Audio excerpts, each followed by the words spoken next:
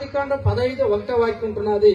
వాక్యం ద్వారా వచ్చి మనకు మాట్లాడే దేవుడే. యా బాధం ఉన్నా సరే, యా అప్పులు ఉన్నా సరే, యా కష్టమైనా సరే, యా సంతతి లేకున్నా సరే, యా మాంత్రికట్ల పిడిపడుతున్నా సరే, నా యేసు చెప్పేది ఒకటే, మీరు భయపడవద్దండి. అయ్యా నువ్వు భయపడవద్దు అంటున్నాడు. నువ్వు హార్ట్ పేషెంట్ నువ్వు భయపడవద్దయ్యా. అయ్యా నువ్వు క్యాన్సర్ గడ్డలు ఉంటున్నావు భయపడవద్దయ్యా. అయ్యా నీ శరీరం బలిహీనమంటున్నదే నువ్వు భయపడవద్దయ్యా.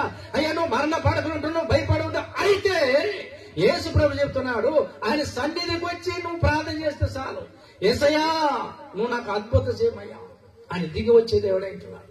నా కుమారుడా, నా కుమార్తె, నువ్వు భయపడవలసిన అవసరం లేదంటున్నాడు. నేను నీతోనే వస్తున్నాను, భయపడవద్దు.